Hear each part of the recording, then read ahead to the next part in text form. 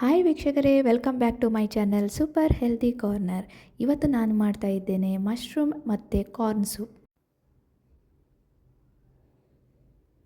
ಮೊದಲಿಗೆ ಒಂದು ಪಾತ್ರೆಯನ್ನು ಬಿಸಿ ಮಾಡಲಿಕ್ಕೆ ಇಟ್ಟೆ. ಅದಕ್ಕೆ 1 ಚಮಚ ನಾನು ತೆಂಗಿನ ಎಣ್ಣೆನ ಹಾಕ್ತಾ ಇದ್ದೇನೆ. ಈ ತೆಂಗಿನ ಎಣ್ಣೆ ಬಿಸಿ ಆಗ್ತಿದ್ದ ಹಾಗೆ ಸಣ್ಣಗೆ ಹೆಚ್ಚಿದ ಬೆಳ್ಳುಳ್ಳಿಯನ್ನು ಇದಕ್ಕೆ ಸೇರಿಸಬೇಕು. ಒಂದು 4 ಬೆಳ್ಳುಳ್ಳಿ ಎಸಳು ನಾನು ತೆಗೆದುಕೊಂಡಿದ್ದೆ. ಇದನ್ನು ಚೆನ್ನಾಗಿ ಫ್ರೈ ಮಾಡ್ತಾ ಇದ್ದೇನೆ. ಇದು ಫ್ರೈ ಆದ ತಕ್ಷಣ ನಾನು 1 ಈರುಳ್ಳಿಯನ್ನು ಸಣ್ಣದಾಗಿ ಹೆಚ್ಚಿದ್ದೇನೆ. ಈ ಈರುಳ್ಳಿಯನ್ನು ಇದಕ್ಕೆ ಸೇರಿಸಿಕೊಂಡು ಇದನ್ನು ಗೋಲ್ಡನ್ ಬ್ರೌನ್ ಬರುವ ತನಕ, ಕಂದು ಬಣ್ಣಕ್ಕೆ ಬರುವ ತನಕ ಇದನ್ನು ಚೆನ್ನಾಗಿ ಫ್ರೈ ಮಾಡ್ಕೊಳ್ತಾ ಇದ್ದೇನೆ.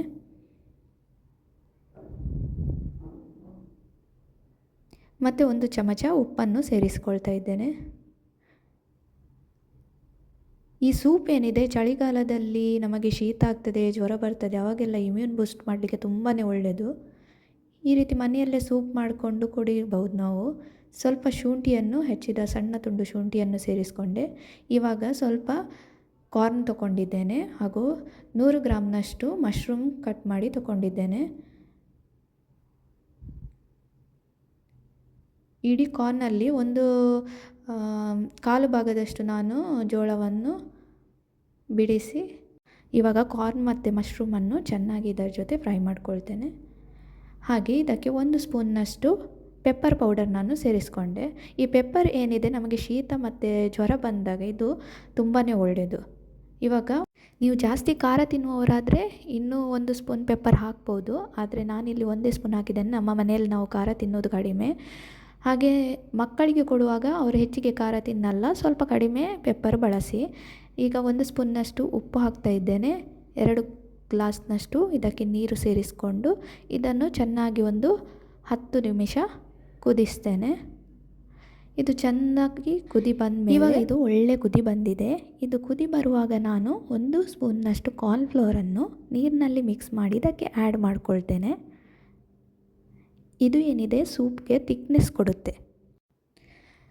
ಶೀತ ಜ್ವರ ಎಲ್ಲ ಬಂದಾಗ, ನಮಗೆ ಮೈ ಹುಷಾರಿಲ್ಲದಾಗ ಈ ರೀತಿ ಸೂಪನ್ನು ಮಾಡಿ ಕುಡಿದರೆ ಅದು ನಮಗೆ ಫ್ರೆಶ್ನೆಸ್ ಫೀಲ್ ಕೊಡುತ್ತೆ. ನಮ್ಮ ಇಮ್ಯೂನ್ ಸಿಸ್ಟಮ್ ಡೌನ್ ಆಗಿರುತ್ತೆ. ಈ ಇಮ್ಯೂನ್ ಸಿಸ್ಟಮನ್ನು ಬೂಸ್ಟ್ ಮಾಡಲಿಕ್ಕೆ ನಮಗೆ ಈ ರೀತಿ ಸೂಪ್ ತುಂಬಾ ಹೆಲ್ಪ್ ಮಾಡುತ್ತೆ. ಈಗ ಕಾರ್ನ್ಫ್ಲೋರ್ ಹಾಕಿದ ನಂತರ ಇದನ್ನು 3 ನಿಮಿಷ ನಾನು ಚೆನ್ನಾಗಿ ಬೇಯಿಸ್ಕೊಳ್ತೇನೆ. 1 ಕುದಿ ಬರಲಿ ಇದು. ಇವಾಗ ನಮ್ಮ ಕಾರ್ನ್ ಮತ್ತು ಮಶ್ರೂಮ್ ಸೂಪ್ ರೆಡಿಯಾಗಿದೆ. ಇದನ್ನು ಒಂದು ಬೌಲಿಗೆ ಟ್ರಾನ್ಸ್ಫರ್ ಮಾಡಿಕೊಂಡು ಅದಕ್ಕೆ ಕೊರಿಯಂಡರ್ ಲೀವ್ಸ್ ಹಾಕಿ ನಾನು ಗಾರ್ನಿಷ್ ಮಾಡ್ಕೊಳ್ತೇನೆ. ಕೊತ್ತಂಬರಿ ಸೊಪ್ಪು ಸ್ವಲ್ಪ ಸಣ್ಣಗೆ ಹಚ್ಚಿ ಇದಕ್ಕೆ ಗಾರ್ನಿಷ್ ಮಾಡಬೇಕು. ಹೀಗೆ ಅಪರೂಪಕ್ಕೆ ನಾವು ಸೂಪ್ ಮಾಡಿ ಕುಡಿದರೆ ತುಂಬಾ ಒಳ್ಳೆಯದು. ನೋಡಿ, ನಮ್ಮ ಸೂಪ್ ಘಮ ಸೂಪ್ ರೆಡಿಯಾಗಿದೆ. ನಮ್ಮ ಮನೆಯಲ್ಲಿ ಇದನ್ನು ತುಂಬಾ ಇಷ್ಟಪಟ್ಟರು. ನೀವು ನಿಮ್ಮ ಮನೆಯಲ್ಲಿ ಟ್ರೈ ಮಾಡಿ ನಿಮ್ಮ ಅನಿಸಿಕೆಯನ್ನು ನನಗೆ ಕಮೆಂಟ್ ಮೂಲಕ ತಿಳಿಸಿ.